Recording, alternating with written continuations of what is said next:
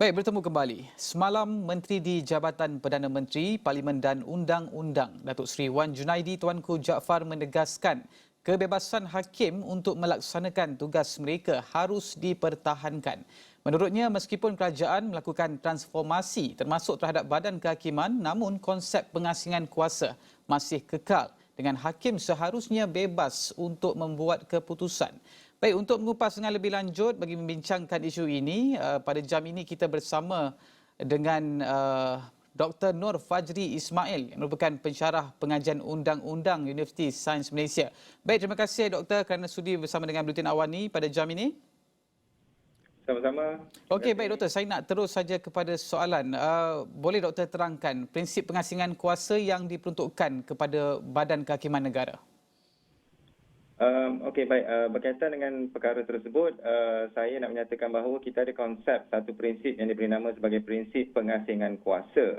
Jadi dalam prinsip pengasingan kuasa itu, dia adalah satu prinsip yang lama yang mana diperkenalkan di Eropah sebagai satu pengasingan kuasa yang mana diperuntukkan kepada tiga badan yang penting, ya, iaitu Badan Kehakiman, Badan Perundangan dan Badan Eksekutif. Di mana Badan Perundangan membuat undang-undang dan yang mana kita dapat lihat Badan Eksekutif juga membuat undang-undang dan menggubahlah, ya, oleh Badan Perundangan, dan akhir sekali adalah Mahkamah sebagai badan yang mentafsir dan menguatkuasakan undang-undang tersebut. Jadi kita dapat lihat dekat sini bahawa Badan Kehakiman bebas dan berkecuali. Dan selama ini pun kita dapat lihat dalam banyak kes-kes yang terdahulu pun kita dapat lihat bahawa mahkamah telah pun melaksanakan tugas sebagaimana diperuntukkan di bawah Perlembagaan Persekutuan. Yang kita dapat lihat di bawah Perlembagaan Persekutuan ini, mahkamah ataupun bidang kehakiman, badan kehakiman mempunyai autoriti yang besar untuk mentafsir undang-undang, memberikan deklarasi seandainya berlaku pertembungan di antara Undang-Undang Persekutuan dan Undang-Undang Negeri, serta menguatkuasakan segala peraturan dan undang-undang sedia ada, baik melibatkan Undang-Undang Jenayah dan Undang-Undang Sibel. So itu adalah di antara perlindungan yang diberikan kepada Badan Perundangan menerusi Perlembagaan Persekutuan dan akta-akta yang terlibat di Malaysia. Okey, baik. Mengambil kira konteks masa, bagaimana doktor melihat persepsi umum terhadap kebebasan kehakiman apabila berlaku kes-kes berprofil tinggi?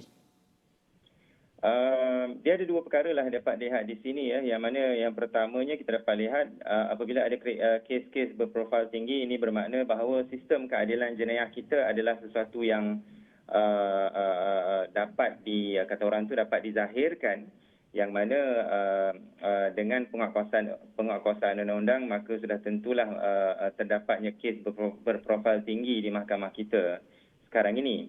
Yang kedua, kita dapat lihat bahawa sistem keadilan itu sendiri subur, dapat dilaksanakan dengan sebaik mungkin, yang mana kita dapat lihat bahawa bila ada kes berprofil tinggi, ini bermakna mahkamah secara kata orang dapat dilihatkan bahawa adanya kebebasan dalam konteks yang mana tidak ada sesiapa yang terkecuali daripada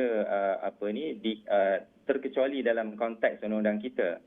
Jadi apabila adanya kes-kes berprofil tinggi, itu satu yang kita dapat lihat bahawa memberi satu persepsi yang mana dia persepsi yang pada saya menggambarkan bahawa tidak ada sesiapa akan terkecuali daripada penguatkuasaan undang-undang. Sesiapa sahaja akan dikenakan tindakan dan akan diadili sepenuhnya. Dan ini penting untuk kita dapat lihat bahawa sistem kehakiman di negara kita adalah terbuka. Terbuka dalam konteks yang mana dia adalah transparent. Semua akan dapat mengetahui daripada perjalanan awal sehinggalah ke keputusan dan penghakiman mahkamah itu sendiri dapat diakses oleh pelbagai lapisan masyarakat, ya, terutamanya dalam bidang perundangan. Jadi dia adalah sesuatu yang kita nampak adil dan transparan dalam konteks ini. Okey, baik doktor. Melihat pada kes yang sedia ada ketika ini, bagaimana pula kita untuk mungkin nak fahamkan masyarakat di luar sana mengenai dengan kepentingan kebebasan institusi kehakiman ini, doktor? kebebasan institusi kehakiman ini sangat penting kerana kita dapat lihat bahawa dalam satu sistem negara demokrasi, raja berperlembagaan dan dalam ketertinggian undang-undang itu sendiri, kedaulatan undang-undang itu sendiri terpelihara. Dengan adanya konsep seseorang itu akan disiasat oleh badan penyiasat, iaitu pihak penguatkuasa, dan kemudian kita dapat lihat dia akan didakwa di mahkamah oleh pendakwa raya, yang akhirnya kita dapat lihat bahawa apabila kes itu dibawa ke mahkamah, maka mahkamah akan membuat keputusan. Kita dapat lihat di sini bahawa adanya pemisahan kuasa tersebut di antara pihak penyiasat, pihak yang mendakwa dan pihak yang membuat keputusan. Mereka bukan daripada tiga badan ataupun tiga cabang yang sama. Sebagaimana kalau kita dapat ketahui bahawa selalunya ataupun berada di bawah mana-mana kementerian. Manakala kita dapat lihat bahawa pendakwaan itu sendiri berada di bawah Jabatan Peguam Negara, iaitu kita dapat tahu ada yang akan menjalankan kuasa-kuasa dia untuk kepentingan awam. Namun kita dapat lihat apabila kes itu dibawa di mahkamah, tidak ada unsur-unsur pengaruh daripada mana-mana pihak. So ini adalah sesuatu yang mana badan kehakiman itu sendiri bebas membuat keputusan. Dan kalau saya ambil kira beberapa kes sebelum ini pun, kalau kita dapat lihat even zaman dahulu pun telah ada pun kes berprofil tinggi melibatkan penjawat awam, melibatkan pemimpin-pemimpin sebagai contoh, melibatkan tokoh-tokoh korporat, ya, yang mana mereka ini tidak terlepas daripada tindakan penguatkuasaan. Dan ini kita dapat lihat bahawa satu fungsi yang agak unik dalam sistem keadilan kita, yang mana saya nyatakan tadi bahawa badan kehakiman tidak semestinya tertakluk kepada tekanan daripada pihak pendakwaan ataupun pihak pembelaan. Walaupun dalam konteks undang-undang kita dapat lihat bahawa peguam dan juga pendakwa raya, kedua-dua pihak ini adalah merupakan pegawai mahkamah ataupun officers of the court. Mereka sekadar membantu mahkamah dalam konteks adversarial ataupun dalam konteks keadilan, yang mana mereka akan membawa keterangan dan dia adalah terpulang kepada bidang kuasa mahkamah untuk membuat keputusan. Dan ini kita dapat lihat adanya beberapa kes yang mana kita dapat lihat kalau melibatkan, saya boleh katakan bahawa kes yang melibatkan Menteri Besar Selangor satu masa dulu, dan juga kes melibatkan Menteri Persekutuan sekalipun, mereka didakwa dan mereka dijatuhkan hukuman. Jadi ini kita dapat lihat badan kehakiman bebas daripada pengaruh tersebut, dan apa yang penting mereka membuat keputusan berdasarkan kepada keterangan ataupun bukti yang dikemukakan. So ini agak penting kerana pembuktian, ada tahap pembuktian tertentu yang mana mahkamah mengambil kira, dan mahkamah tidak tertakluk kepada mana-mana tekanan daripada baik media sosial dan sebagainya, kerana kita dapat lihat bahawa keterangan itu sangat penting.